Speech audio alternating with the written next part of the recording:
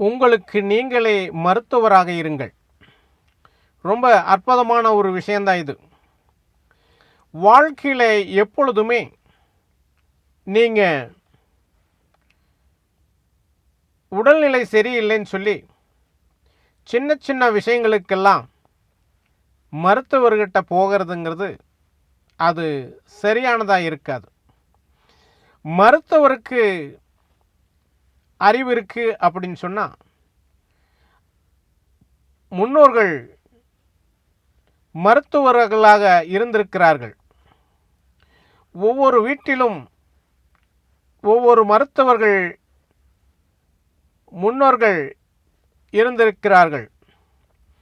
அப்படிப்பட்ட மருத்துவம் நீங்களும் தெரிந்து வைத்திருப்பது நல்லது. உங்களுடைய உடலுக்கு எந்த உணவு சாப்பிட்டால் அது ஆரோக்கியமாக இருக்குமோ அப்படிப்பட்ட உணவுகளை மட்டும் நீங்கள் எடுத்துக்கொள்ளுங்கள். வாழ்க்கையில் சின்ன சின்ன விஷயங்கள் எல்லாமே, சின்ன சின்ன வியாதிகள் எல்லாமே உங்களுடைய வாழ்க்கையில் ஆரம்பத்தில் தடுக்கப்பட்டால் உங்களுக்கு பிற்காலத்தில் பெரிய வியாதி என்று ஒன்று வரவே வராது. ஆரம்பத்தில் இது என்ன என்று அலட்சியமாக நீங்கள் இருப்பதால்தான் பிற்காலத்தில் நீங்கள் எதிர்பார்க்காத வியாதி உங்களை வந்து அணுகிவிடுகிறது. ஆகையால் ஒவ்வொருவரும் வாழ்க்கையில் மருத்துவராக இருக்க கற்றுக்கொள்ள வேண்டும். காய்ச்சல் வந்து விட்டது, சளி பிடித்து விட்டது,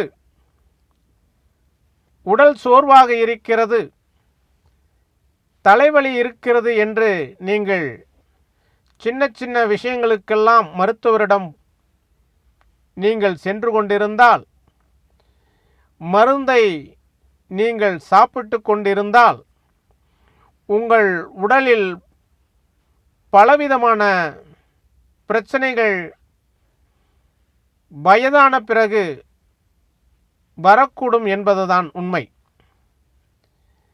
ஆகையால் எப்பொழுதுமே சின்ன சின்ன பிரச்சனைகளை நீங்களே உங்கள் வீட்டில் கை வைத்தியமாக ஒவ்வொருவரும் தெரிந்து வைத்திருக்க வேண்டும். அப்படி தெரிந்து வைத்திருந்தால் யாரும் எந்த மருத்துவமனைக்கும் செல்ல வேண்டிய அவசியம் இருக்காது.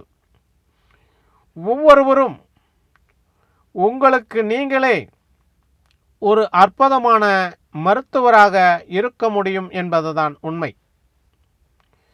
உங்களுடைய தேவைகளை நீங்களே சரி செய்து கொண்டால், உங்களுடைய உடல் வியாதிகளை நீங்களே சரி செய்து கொண்டால், அப்படிப்பட்ட பழக்கங்களை நீங்கள் தெரிந்து கொண்டால் உங்கள் வாழ்க்கையில் ஆரோக்கியத்திற்கு என்றுமே குறை இருக்காது என்பதுதான் உண்மை. ஆரோக்கியமான வாழ்வு எப்பொழுதுமே மகிழ்ச்சியாக இருக்கும் என்பதை நினைவில் வைத்துக் கொள்ளுங்கள். ஆரோக்கியம் இல்லை என்றால் எத்தனைதான் செல்வம் இருந்தாலும் அது பயனில்லாமல் போய்விடும் என்பதை தெரிந்து கொள்ளுங்கள். ஒவ்வொருவரும் மருத்துவருக்கு அறிவு இருக்கும்போது ஒவ்வொரு மனிதனுக்கும் அறிவு இருக்கத்தான் செய்யும். அதற்குத்தான் நம் முன்னோர்கள் கை வைத்தியம் என்று ஒன்றை உருவாக்கிவிட்டு சென்றிருக்கிறார்கள். இன்றைக்கும் அது இருக்கத்தான் செய்கிறது. கை வைத்தியம் என்பது நீங்கள் உணவை முதலில் சரியாக எடுத்துக்கொள்ள வேண்டும். பிறகு சின்ன சின்ன வியாதிகள் தொற்று நோய்கள் வரும்போது நீங்கள் கவனமாக இருந்து அதை எப்படி சரி செய்வது என்று சிந்தித்து செயல்பட்டால் நிச்சயமாக ஒவ்வொருவரும் நீங்கள் மருத்துவராக இருக்க முடியும் என்பதுதான் உண்மை.